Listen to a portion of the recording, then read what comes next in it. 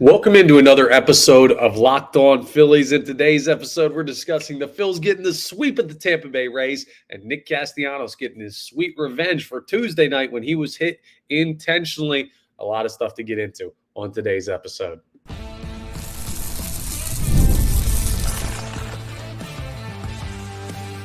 You are Locked On Phillies, your daily Philadelphia Phillies podcast. Part of the Locked On Podcast Network, your team every day. Yes, this is Locked On Phillies. I'm your host, Connor Thomas. We're part of the Locked On Podcast Network, your team every day. You may know me for some of my other work in the sports talk space. I've been on sports talk radio here in Philadelphia on 97.5 The Fanatic for 5 years now.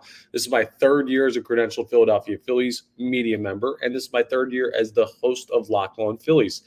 Please make sure if you're watching this on YouTube, you're subscribing, hitting that subscribe button, get you notifications when new episodes are posted. It takes like 2 seconds, costs you nothing. Or if you're just listening to this in podcast form, leave a rating, leave a review. I appreciate all that very much. It helps us out big time here on Locked On Phillies. Today's episode is brought to you by Prize Picks. Go to prizepicks.com/LockedOnMLB and use code, it's all in lowercase, Locked On MLB to win $50 instantly when you play $5. Go ahead and check out our friends over at Prize Picks. Great time of year for that with NFL and everything starting. Today, we're going to get into a lot of stuff. So we're going to start by discussing last night's game, the Phillies sweeping out the Rays. They're just playing really, really good baseball right now with some backup players too. Then we're going to take a peek at where the Phillies are in the standings and what the clinching scenarios are and where they're at compared to other teams in the NL East, the NL in general, all of baseball, the seeding, just an overall standings look with a handful of games to go. And then we're going to have a conversation about whether or not the Phillies are clinching too early. I know, it might sound crazy. It's more of a question than me actually making a statement to one side or the other of that because, well, there's a lot to say about that one. But let's start with last night's game, right? It was not the most exciting game. It wasn't the biggest victory ever, but it was a 3-2 win by the Philadelphia Phillies. And we're going to get to Nick Castellanos. I just want to talk really quick about Zach Wheeler and the bullpen, and then about a couple of role players again. So Wheeler goes 6 innings. He allows 4 hits, only 2 earned runs. He does walk 3, but he struck out 9. It wasn't his best performance, but it wasn't his worst performance. He gives up a home run late into his start there. I don't know. That's fine for me. If you get that from Zach Wheeler, you should win ball games, right? If you go out there and now you want him to go 7, you want him to go 8, you want to go deeper into ball games. But as we get deeper into the season, you're going to see this constant trying to balance of, should he still be in the ball game? Do we need him to still be in the ball game? Do we keep him healthy for October with all the guys that are currently going down with injuries? It seems daily for the Philadelphia Phillies. You're going to have to keep an eye on that. And if he's gotten 6 innings worth and only given up 2 earned runs, you feel good about where you're at, okay, go ahead and take him out of the ball game. Got the win, by the way, 15-6 on the year, adding to that Cy Young case every single day. The bullpen was great. Matt Strahm, wonderful, perfect inning. Jose Alvarado, really good. I mean, Jose Alvarado, real quick. This is why you don't give up on talented pitchers, right? This is why you don't give up on guys that look rough, because you never know. Relievers can be streaky too. Jose Alvarado is a streaky reliever, but he's starting to go good right now. If you add him to Strahm and Hoffman and Kerkering and Estevez and all of these guys, Tanner Banks, that you either acquired at the trade deadline or had from last year that were all-stars this year, you say, yeah, this bullpen might be a little bit nasty.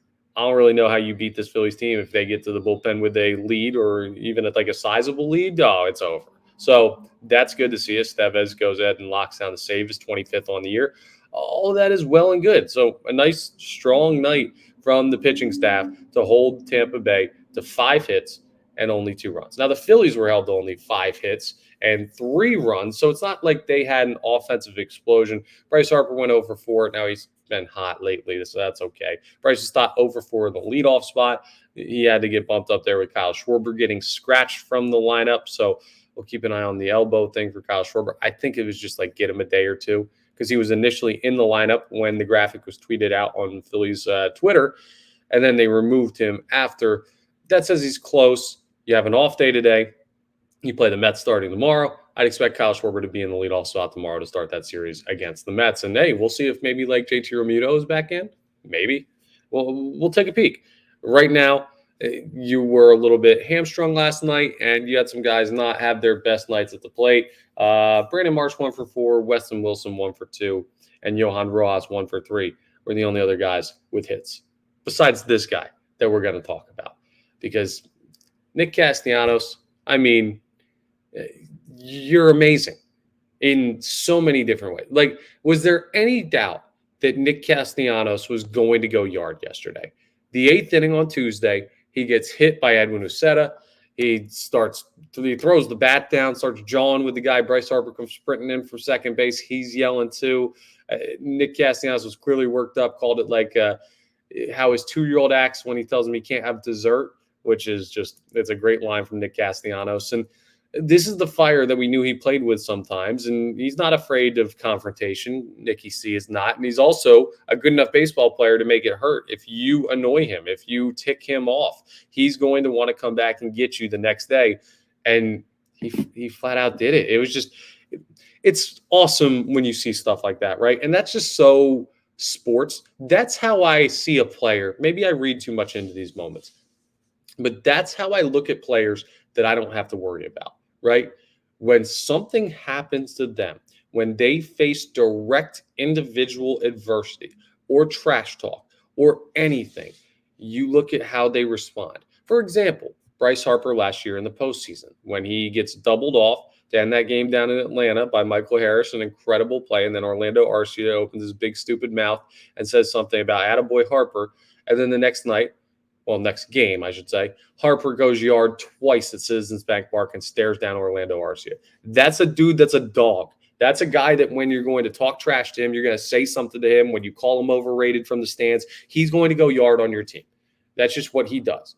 And Nick Castellanos hasn't had as many of those opportunities because he's not the star. He's not the focal point that Bryce Harper is, right? Nick Castellanos is a star player in his own right. But he got plunked on Tuesday night. And then he got his next opportunity, and he said, I'm not letting this one go by. And he deposits it, barely got out, but he deposits it in the left field seats for a 2-run home run and set the tone early for the Phillies. Once you get that 2-run lead with Zach Wheeler on the mound, you feel pretty good about your chances of closing that one down, especially against the Rays, but there was a long way to go.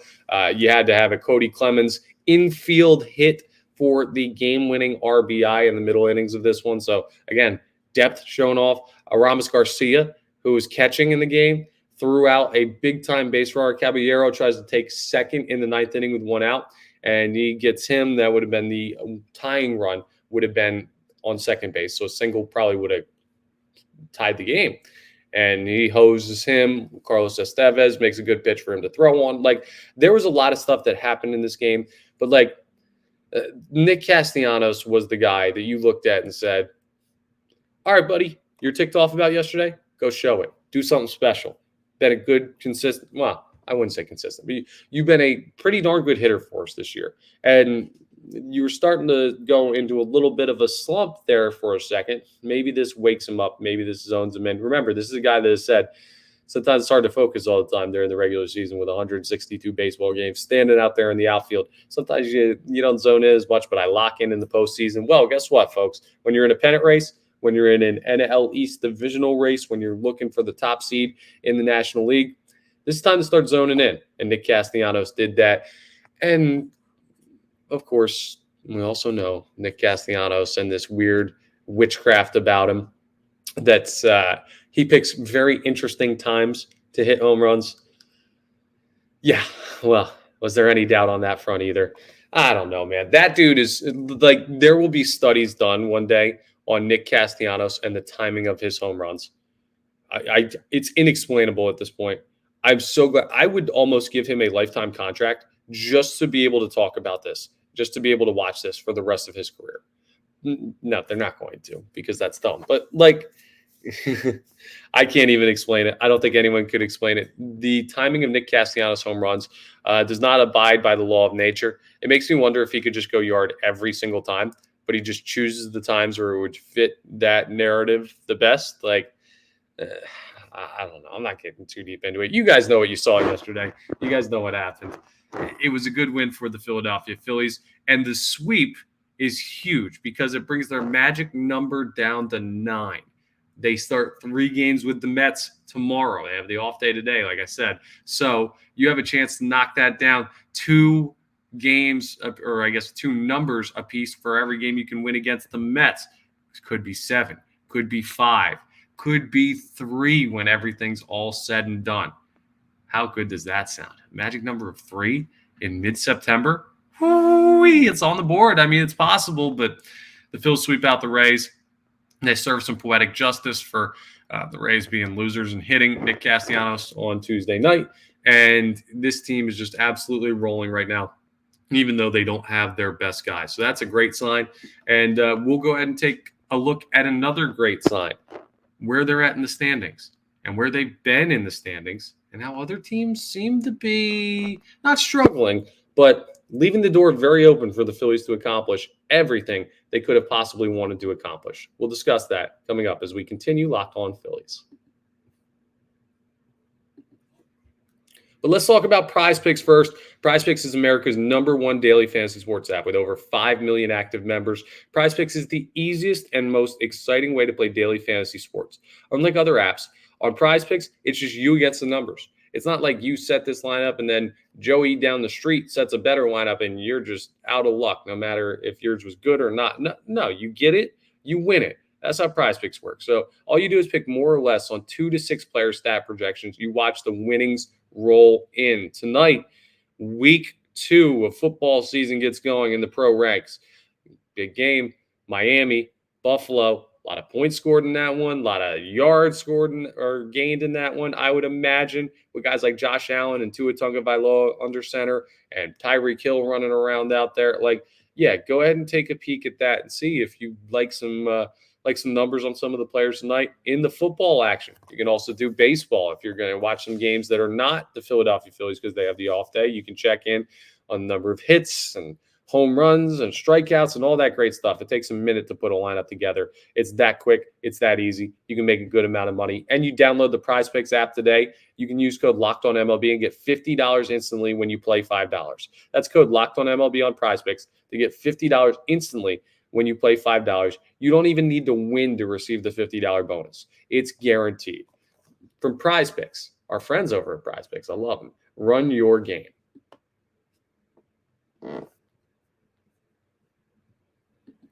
All right, let me also tell you about FanDuel, and FanDuel's the best. They are America's #1 sportsbook. You've heard us talk about them a lot. Well, we've got a little something different for you right now with football season beginning.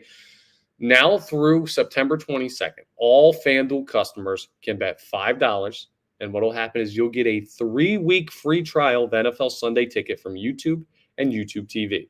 Then with the YouTube TV base plan, you're going to be able to watch every regular season Sunday afternoon out-of-market game. It's a great time for that. Fantasy team you probably got to keep an eye on. Maybe you like a team that's out of market and you haven't been able to watch them. Well, all you need is a Google account and a current form of payment, and you can cancel anytime. And if that's not enough, well, be sure to check out FanDuel's Profit Boost in the app and use it for FanDuel's double your winnings for all of Sunday, 9/15, this coming Sunday's pre-game money line bets. Birds are off Sunday.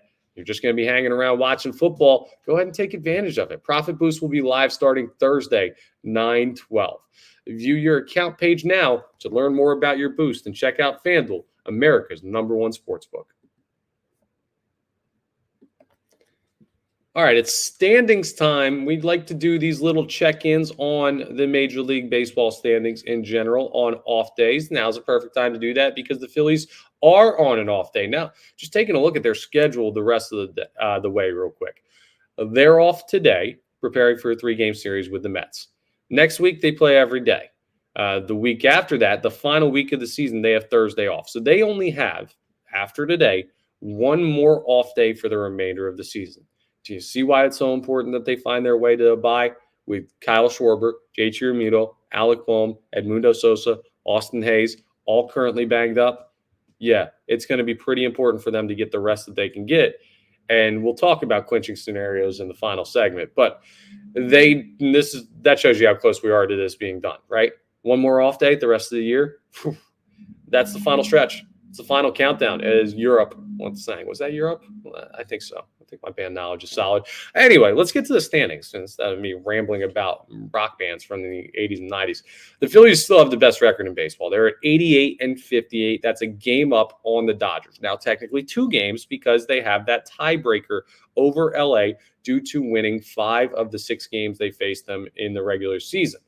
So you're in a good spot there. That's a good sign. The Phillies also are now tied for the highest run differential in all of baseball. 3 teams at plus 124. The Phils, the Yankees, and those Milwaukee Brewers, who we're going to talk about in a second. But when you look at the Phils and the Dodgers, that's a team that's going to have the only other shot to chase you down for the 1 overall, right? Milwaukee could catch the Phillies if the Phillies stumble, but I don't think Milwaukee has a chance to do better than both the Phillies and the Dodgers. Like, I think either Philadelphia or LA is going to end up with the best record in baseball and the top seed in the National League. I'm not too concerned about top seed. I'm not. I just want the first round bye, because picking and choosing your opponent, it doesn't work the same way in baseball. All of these teams have different skills and different deficiencies. And I don't know. People were asking me, would you rather see the Padres or the Mets or the Diamondbacks or the Braves if they get in? Or like, dude, I don't know, man. I really don't know. Last year, the Phillies got knocked out by the Diamondbacks. A couple years ago, they took down the Cardinals and the Braves and the Padres. Like, I just want the team playing hot, and I want them to have as perfect of a path possible for where they're at health-wise, right? That, to me, seems the right way to approach this. So 1 seed, 2 seed, either one of those I'm fine with. If you start to play in the wild card round, yeah, that makes the road a lot tougher, because then you can't get your rotations as set for the divisional series. No, I want them to get the bye. I want them to play in the divisional series first. I don't care about the week off. We'll talk about that in a second, why that is. In the final segment, we'll talk about that. But just looking around at the divisions in baseball, just to give you a little bit of an overview, the Yankees and Orioles are still kind of in a dead heat in the American League East. 1.5 games back, Baltimore is, of those Yanks. Kansas City closing the gap a little bit in the Central. They are 4.5 games back of Cleveland. They're probably the only team that can make noise in that division besides Cleveland. The Seattle Mariners making a bit of a push. 3.5 games back of the Houston Astros, who have been struggling lately. So the American League is getting tight. The National League is getting, well, I guess the alternative would be looser, but that sounds kind of wrong. Anyway, the Phillies have an 8-game lead over the Mets in the NL East. This division is over. I'm not worried about it remotely. I told you, the Philadelphia Phillies, they've got this on lock. They're not blowing an 8-game lead at this point. It's not happening. They're playing good baseball. They're going to get healthier. They're not blowing an 8-game lead. So I feel confident to say the NL East will go to the Phillies. What's interesting is the Mets are in second place. The Braves are in third. The Braves currently not in the playoffs if the season ended today. Could you imagine if Atlanta missed the playoffs after what they did the past couple of years? Wouldn't hate it. In the Central, Milwaukee is 8.5 games up on the Cubs. Milwaukee's winning that division. That one is also all wraps. The question is, will Milwaukee at 83-62 be able to make up the 4.5 games that they have to on the Phillies to get to a place where they get the first round bye? Remember, after you get done with the Mets, you're heading up there to Milwaukee for a 3-game series against the Brew Crew. That's going to be a huge one. You've got your best pitchers lined up for it, but we'll discuss that when we get to that point. And then in the NL West, the Dodgers up 5 games on the Arizona Diamondbacks. Diamondbacks, Padres, they're finding 2 of the final 3 wild card spots as it stands right now. So 3 teams from the National League West could get in, but I don't see either Arizona or San Diego tracking down LA for that division title. LA's just too good, and they've got some winnable games. I mean, they will play the Braves coming up, and they start a series against the Braves tomorrow night. 4 games. That's pretty darn big for both those teams, because the Braves need those games to find a postseason berth. The Dodgers need those games to try and track down the Phillies and close out their own division. If you're watching anything besides Phillies Mets, if you're peeking over at stuff, watch Dodgers Braves. Big time series out. Is it out west or is it in Atlanta? No, in Atlanta. Big time series in Atlanta. I guess the number one thing to think about with the standings is, are the Philadelphia Phillies going to drop 4.5 games in the standings to the Milwaukee Brewers over the remainder of the season? the only way to do it would be to get smoked in that series in Milwaukee. And even if you win one of those games, like if you just win one of those three, because you swept the Brewers out of Citizens Bank Park earlier this year, you would get the season tiebreaker, which means you add another game to the difference between you and Milwaukee. A tie would lead to the Phillies being the higher seed, which would be a 1 or a 2 seed at that point. So I don't know. The Phillies are in amazing shape. It turns out they were a good baseball team this whole time. Turns out everyone freaked out for nothing. There's still a long way to go. Postseason is a totally different animal. You still have to lock up seeding. I'm not guaranteeing that they're the 1 seed. I'm not guaranteeing that they're the 2 seed. I think they're going to be a top 2 seed, but it's not set in stone yet. Like I feel the division probably is. But the standings all tell a good story for the Philadelphia Phillies, and it shows you who they're going to be keeping an eye on as the National League playoff run wraps up over the next couple of weeks. But I got a question this morning. Again, some of the weird questions we get doing sports talk radio, or the weird questions we come up with doing sports talk radio. Are the Philadelphia Phillies clinching too early? Might sound funny, but I understand it. I don't buy it, though. And I'm going to tell you why coming up as we wrap up today's episode.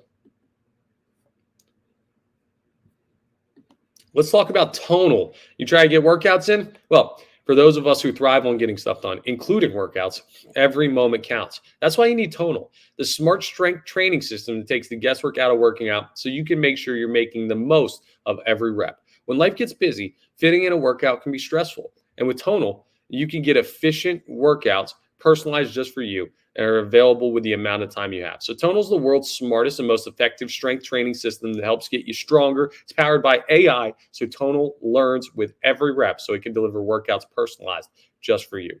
Tonal learns from your movement and provides suggested weight recommendations for every move with detailed progress reports. They even create personalized program and workout suggestions or recommendations based on your individual goals.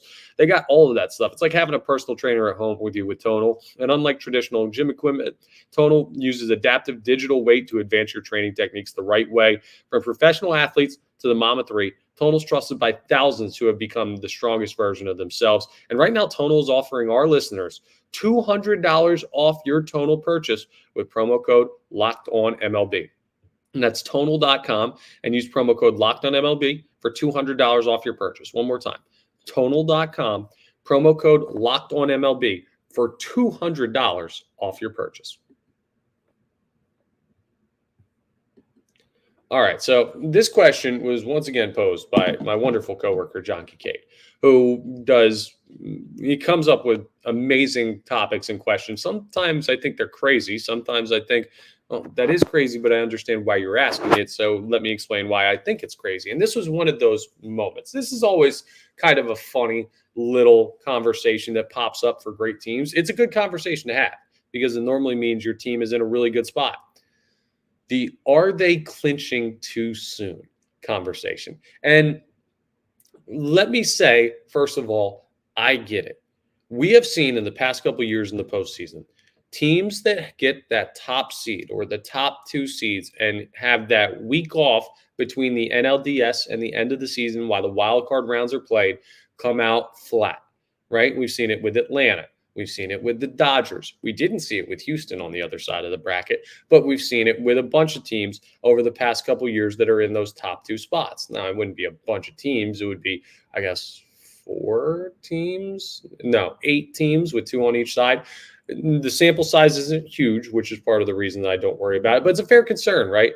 What if the Phillies clinch and their magic number, like they knock down the NL East? I told you, if they win all 3 against the Mets this weekend, it could be down to 3. They could clinch by, I don't know, like Tuesday or Wednesday of next week. And then you've got the rest of September to go. And it might not feel like meaningful baseball. Now, that's a pipe dream scenario because they're going to have to take care of business against the Mets. But let's just say it happens, right? And they have all this time to spend where they're not playing super competitive baseball games that matter. Well, my initial argument is you're still going to be fighting for that 1 seed. The Phillies are still going to want to have the best record in all of baseball. They're going to want to have that top seed so that if the World Series occurs, they're the home team. If the National League Championship Series is them in LA, they're the home team. They value their home field advantage. So I don't think that Rob Thompson is going to burn out people's arms or legs or bodies in general to fight the Dodgers for one final win when you could just be like the 2 seed and be fine. Like, I don't think he's going to put guys at risk, but I do think he's going to play that race out as well. So let's say that one gets done with like a week left in the season. Are you going to take 2 weeks of non-competitive play? That is John's concern, and I think it's a valid one because I want this team to continue to play consistently good baseball so that they're firing on all cylinders when they get back on the field in October, whenever that is. And I imagine with where they're at right now, it's going to be in the NLDS after a week off. But here's why I don't worry about it as much with this team, because the Phillies are in a very unique situation when it comes to the way that players need to approach at-bats. Think about, well, let's do this, right? Here's what I'm going to read for you. I'm going to read the lineup for yesterday's Philadelphia Phillies game, the names that were in there, and the reasons why the names were what they were, because it was not exactly the most stellar lineup. Stott, Turner, Harper, Castellanos, Marsh. Okay, all names you know, right? Weston Wilson, Cody Clemens, Johan Rojas, Aramis Garcia. Like, okay, the bottom part of that lineup is guys who are not going to be playing in the postseason. Rojas will, but Weston Wilson, Cody Clemens, Garcia, probably not playing in the postseason unless you need like an emergency pinch hitter, and those guys are the ones that are available depending on what happens with Edmundo Sosa's injury and everything with his back spasms that he's currently dealing with right now. But my point is this. Let's say the Phillies clinch. Kyle Schwarber isn't playing baseball right now. You think when he comes back, like let's say he misses, and I don't think he's going to miss this much time, but let's say he was to miss another week. Something weird goes on with the elbow. I think he should be back in the lineup tomorrow, but something weird goes wrong with the elbow. You think he comes back and sees the team clinch and say, oh, well, I'm just going to give up at bats for the rest of the year? No, he's going to want to get back in the groove that he was in when he was mashing home runs every other at bat. Jay Chirimuto with the knee issue. When he comes back, he's going to have to stretch that out. He's going to have to get swings. He's going to have to see live pitching. He's going to have to be in a situation where his body feels good. He's seeing pitches well. He's going to have focused at bats. Austin Hayes with his kidney infection, if he comes back before the end of the year, that's a bit of a more tricky thing. He's going to want to have at bats. He's going to want to run down some balls in the outfield. He's going to want to be focused on building momentum towards the postseason. Who am I missing? Alec Boehm. Alec Boehm needs to be red hot in the postseason. He's going to be a big part of this team, being in the cleanup spot when he's healthy. He cost the Phillies big time in the NLCS last year. He's been a huge asset to them this year as an all-star starter at third base. Do you think he's just going to be okay with coming back and saying, oh, well, we played the Nationals and we already clinched, so I'm just going to give it bats away? Like, no, he's got to work back. Edmundo Sosa's got to work back. All of these guys that are currently out due to injury, they don't care about, not that they don't care about where the Phillies are at in the standings, but clinching is not going to take them away from doing their business when it comes to preparing for the postseason. I'm not saying it's a good thing these guys are hurt, but I am saying that with them coming back and having to work through some stuff, whether the team as a whole is taking these games with as much seriousness as they have with other games this year, those guys will be fully focused on their at-bats, and that way they'll stay sharp. It'll give them the ramp-up time. Frankly, I don't think they have enough ramp-up time, which is a different issue, but that's why I don't really worry about it with this team, because I believe the amount of guys they have coming back from injury over the next couple of weeks will keep those guys focused, will keep the team as a whole zoned in, will keep them in a competitive atmosphere. Not to mention guys like Bryce Harper, who hasn't hit a home run since 1973. He's going to be in a situation where he has to find that power somehow if they're going to find a way to be as good as they can be in the postseason. He's going to be locked in on all his at-bats. He may get a day or two, but that doesn't mean that you're giving up those games. It doesn't mean that guys are just giving away at bats like some teams may have the luxury to do, frankly. The Phillies don't, because of the guys on the injured list and them being dudes that you really need for the postseason. So that's what I think. It may sound like a silly question. I don't think it's as silly as it sounds. Are they clinching too soon and then not playing competitive baseball for too long of a stretch? They lose their edge. Fair question. Those are the reasons why I don't believe it's as valid of a concern for this team as it may be for other teams, and I feel good about where the Philadelphia Phillies are at. By the way, the victory shirt, just want to throw this in there. Red hot, unbelievable. Appreciate everyone believing in it. Those that did, those that didn't, and didn't believe in the Phillies, well, you're going to learn next year or eventually, because every year, man, it's just the same old thing. I'll tell you what's up with this team. I wear the shirt. It saves the season. Things happen. It's not because of me, but just people need to start listening a little bit better. All right. Well, thank you for listening to Locked On Phillies, part of the Locked On Podcast Network, your team every day. Now make your second listen Locked On MLB. Locked On MLB podcast with Sully, Paul Francis Sullivan. It's awesome. Covers baseball in general. We did a little bit of that ourselves today with the off day, but he's going to dive deeper into the storyline. So check out the Locked On MLB podcast available on YouTube or wherever you get your podcast. Also part of the Locked On Podcast Network, your team every day as we are. And please make sure you're rating, reviewing, and subscribing to the YouTube here for Locked On Phillies. That stuff really helps us out. Tomorrow, we're previewing that huge series with the Mets, an NL East showdown. It'll be a fun one. I'll talk to you on the next episode of Locked On Phillies.